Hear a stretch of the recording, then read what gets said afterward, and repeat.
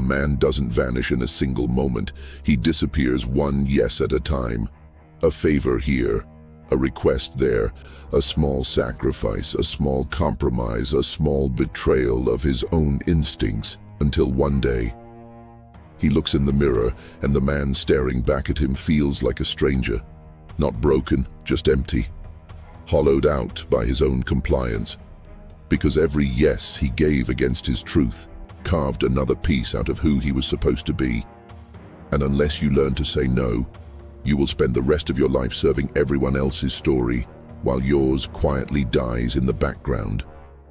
Tonight, you take that story back. Lock in.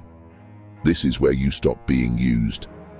This is Sword Edge Mindset, where weak habits die, false identities burn, and disciplined men rise without apology. He didn't feel it happening, because erosion never feels dramatic. It feels subtle. A co-worker needing help, a friend asking a favor, a family member demanding time, a partner expecting sacrifice. He said yes because it felt polite, acceptable, easier.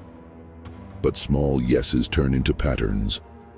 Patterns turn into obligations, and obligations turn into chains. He wasn't being kind, he was being consumed.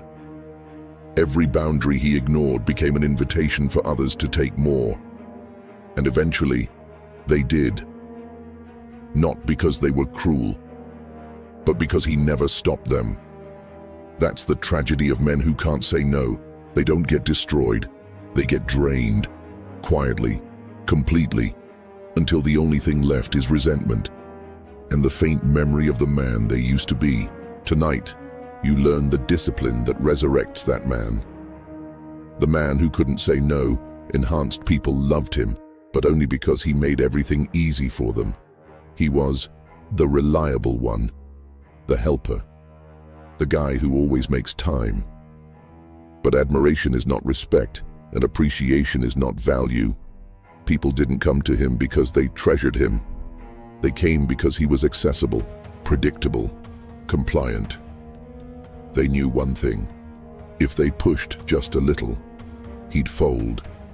Not because he lacked strength, but because he feared what happened when he didn't. He feared conflict, feared rejection, feared disappointing others, feared being seen as selfish. He feared losing people, but in trying not to lose people, he lost himself.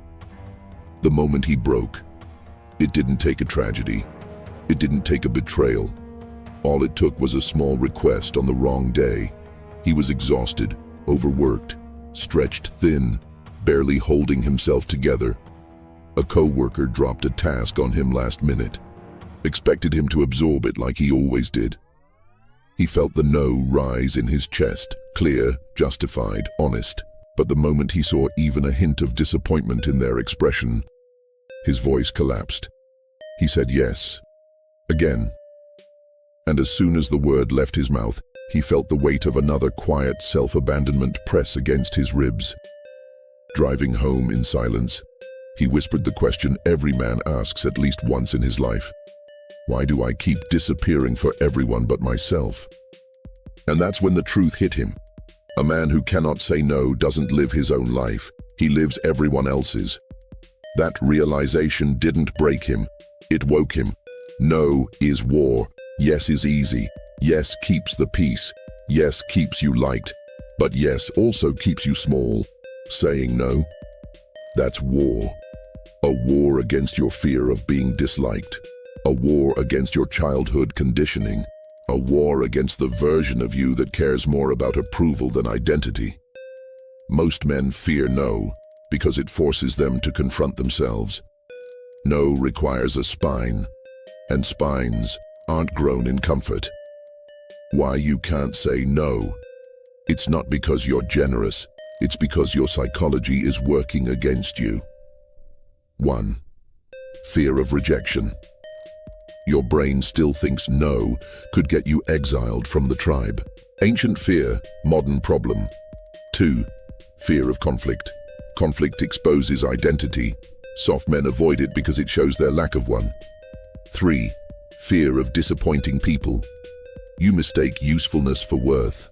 That's childhood training, not adulthood truth. 4.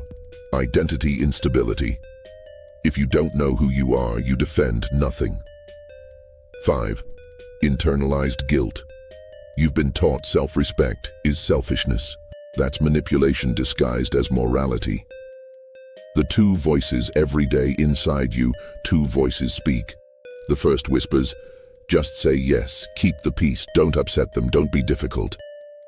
That is the soft self, the obedient self, the self built from fear. But underneath that whisper is a voice you've forgotten. You don't owe anyone your exhaustion. Your life belongs to you. Hold the line. Say no. That is the warrior self. And every time you choose the soft voice, the warrior dies a little. Every time you choose the warrior, the soft self crumbles. Men become whichever voice they obey. The first. No, he didn't snap. He didn't yell. He didn't apologize. He prepared. He stood in front of the mirror and practiced no, no, no, until the word no longer felt dangerous, until it no longer triggered guilt, until it felt like oxygen, clean, necessary, right. The test came quietly, a simple request, one he didn't want to accept.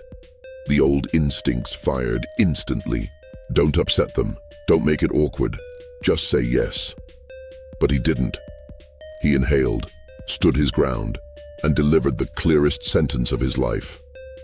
No, I'm not available.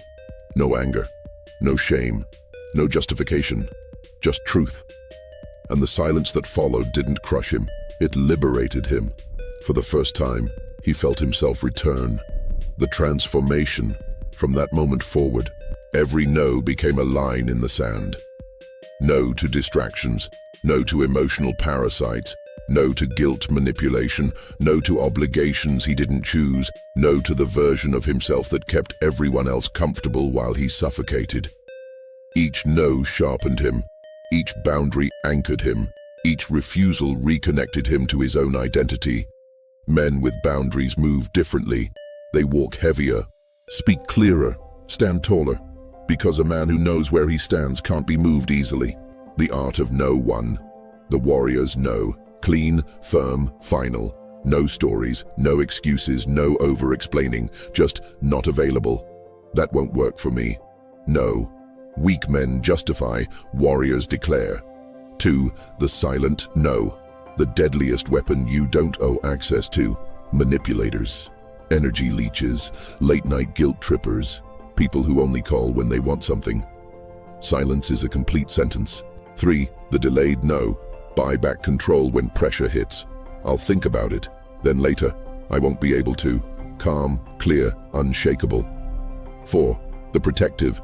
No, guard your energy. I'm prioritizing my goals right now. This boundary ends exploitation instantly. 5. The final no. Destroys manipulation when they push harder. You've changed. You always helped before. Come on, don't be like that. Your answer. I'm not available for that anymore. This sentence ends entire eras of misuse. The man he became. He didn't turn cold. H turned conscious. He didn't turn selfish. He turned sovereign. He didn't turn distant. He turned disciplined. He stood in the mirror one morning and recognized himself again. A man with a spine. A man with direction. A man with ownership. The kind of man the world respects because he respects himself. Final command. Repeat this. My time is mine. My energy is mine. My boundaries are mine. My life is mine. I choose myself. No is my power. Own it. Live it. Defend it. Because the world feeds on men who can't defend their time. Don't be one of them. Yes builds comfort for others. No builds a kingdom for yourself. A man who says yes out of fear slowly erases his own identity. But a man who says no with clarity cuts through every chain that ever held him back. A life without boundaries is a life without ownership. And a man without ownership is already defeated. Don't let that be you. If you're still here, you're already ahead of the men who ran back to comfort. You stood in the fire. You faced the truth. You sharpened your edge. Hold the line. Stand your ground. Reclaim your life. Sword edge mindset.